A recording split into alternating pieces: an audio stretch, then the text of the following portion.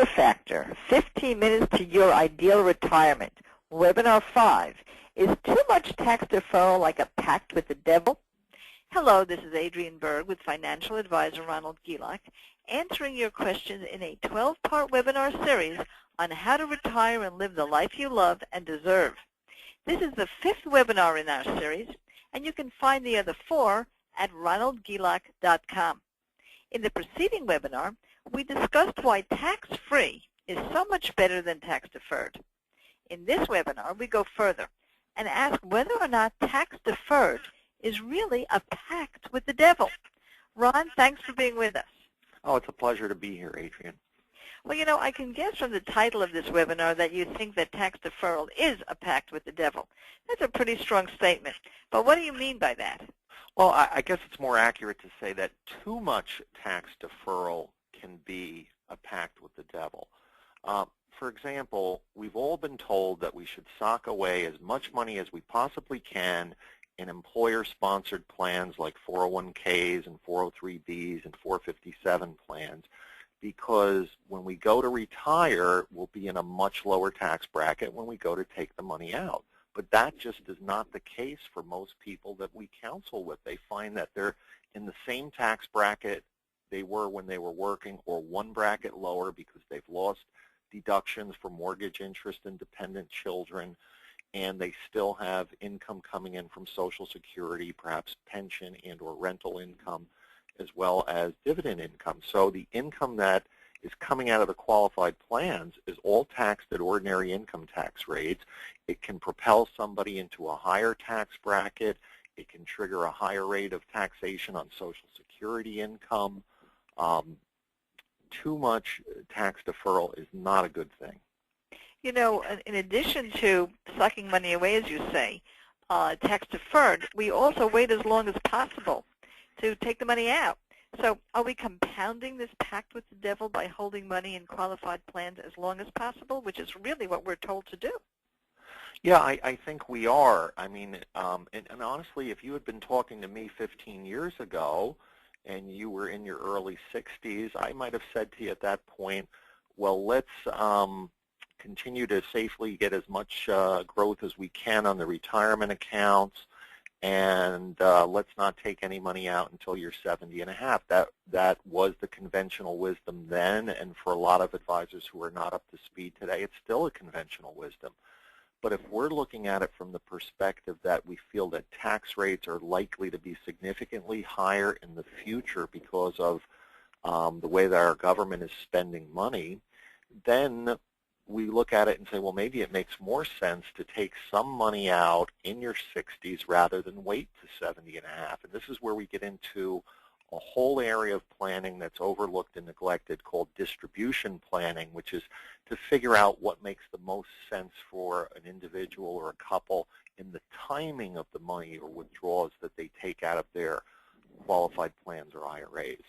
You know, there's so much emphasis, as you say, on accumulating, even creating some kind of a nest egg.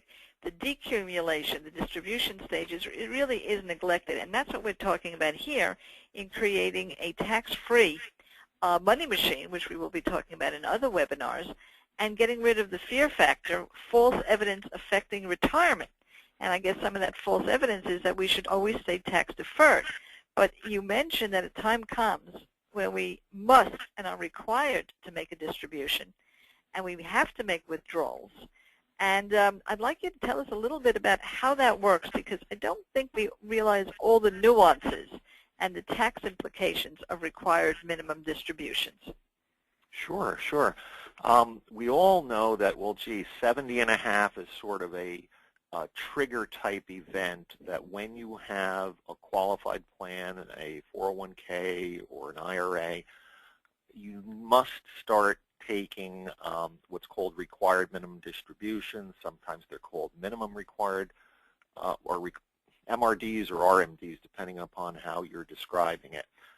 But to give you an example, at 70 and a half, let's say for each $100,000 a person has in an IRA, they have to take out $3,649.64. Or, if you want to get technical, it's by the April 1st following the year in which you're turning 70 and a half. but most people will take the distribution the year they turn 70 and a half, because otherwise they're taking a double distribution if they delay into the next year. They're taking the 70 and a half and the 71. Mm-hmm. But at 75, for each 100,000 of qualified plan money, now that required distribution is up to $4,366.81. At 80, that's for each 100,000 of IRA or qualified plan money, it's now up to $5,347.59. So what happens is, as you go through your 70s and 80s and beyond, each year the government is compelling you to take out a higher percentage of the account as a required minimum distribution. So let's get this straight. When you do that, that's going to be taxed as ordinary income? Right, which means what? It means it's taxed at a higher rate than, say, long-term capital gains for most people. Depending on the state you live in, it's also subject to state income taxes. You know, so let's focus on that part of the tax with the devil, because really we're also converting what could be a capital gains tax into taxable income. And in our 70s, many of us are still working. And in our 80s, we have powerful health care expenses. So these are really not good times to pay taxes. Give me some examples of clients that have come to you with some of these problems. Well, you know, I've had clients come in and express the concern about building up too much money in these IRAs, or some people refer to them as tax time bombs. And the reason that we look at it this way is, let's say, on the one hand, somebody comes to work with us because they're looking for a financial advisor to help them grow their money. And let's say we assume a particular rate of return. A person might come in and say, you know what, if my retirement account is growing at 6% per year, it's going to double every 12 years. If it's growing at 7.2% per year, it's doubling every 10 years. And so somebody ultimately is going to pay the income tax on that money when it comes out. So what we've done for clients who've come in is basically put together retirement income plans where we suggest a specific amount of money to come out in their 60s prior to 70 and a half. We also can coordinate Social Security income planning, where we help them identify what is the optimal age for them to start collecting Social Security so as to try to maximize their lifetime benefits on Social Security.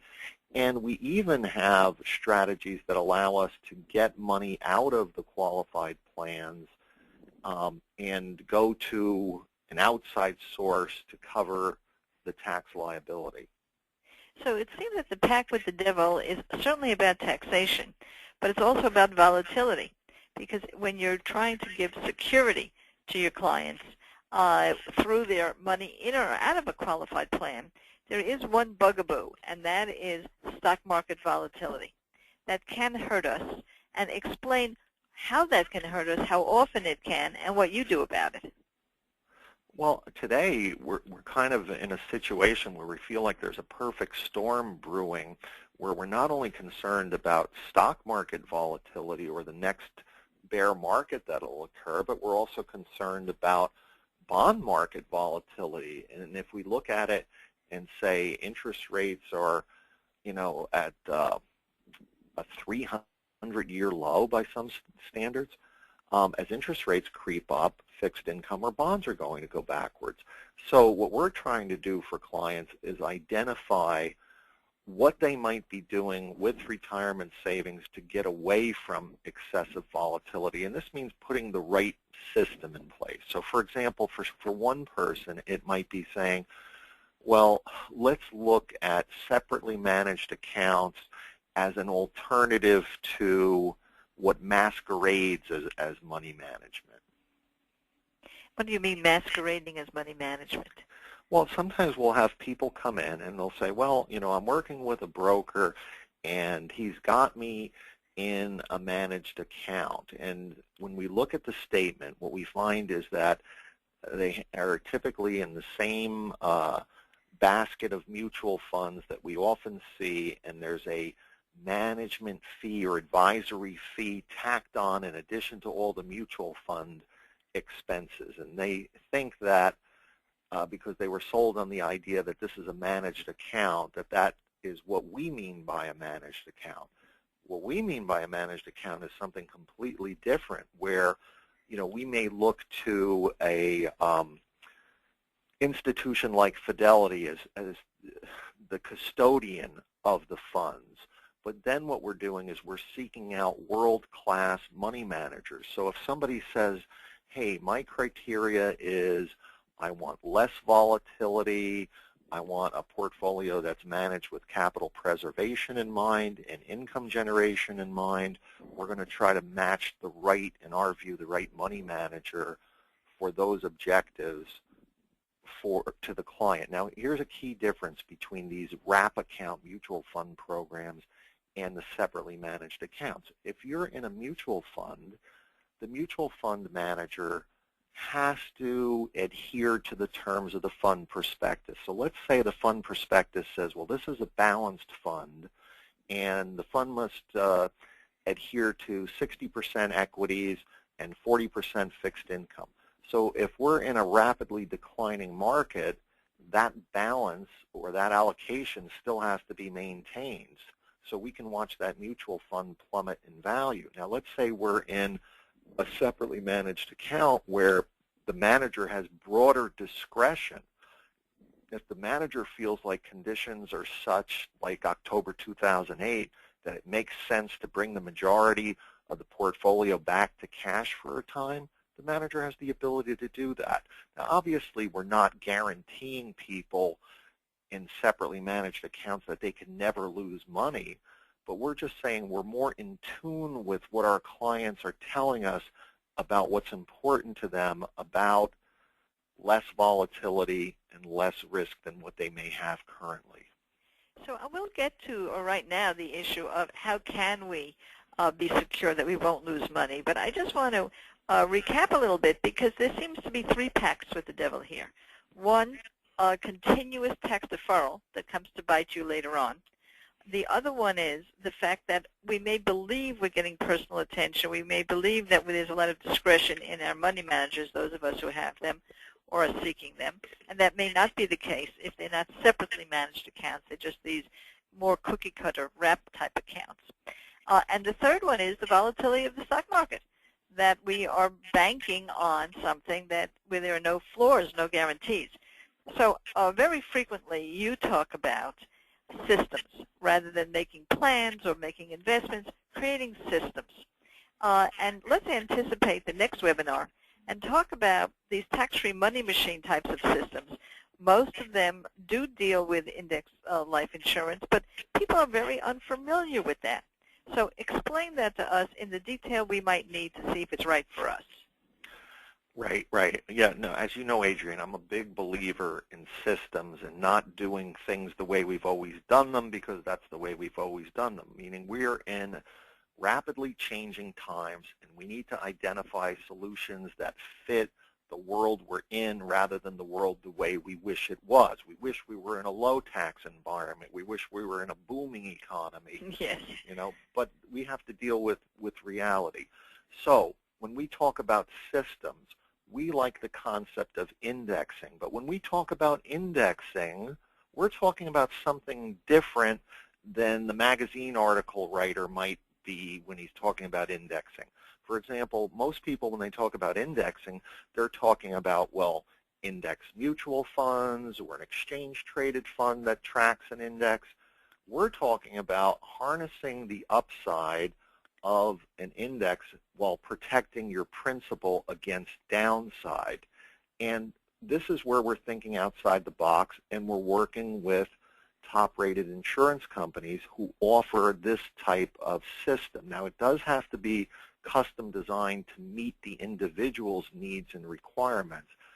But the whole idea here is to say, well, if we can have a program where we've got some floors or some guarantees in place, we're really accomplishing something. In other words, if we have, let's say we have an IRA account, and we want to put some guarantees in place in that IRA account, we might look to an insurance company that gives us a program where we've got the account value protected against losses. We've got index-linked interest, which gives us an upside. Granted, there can be some caps. We keep what we make in the good years. We avoid losses in the down years.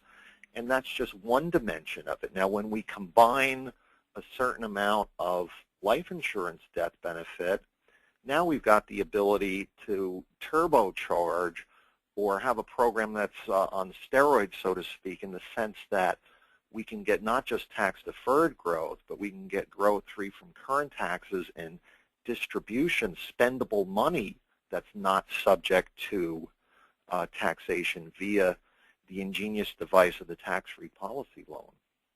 You know, we're going to be talking about that in our next webinar on creating the tax-free money machine.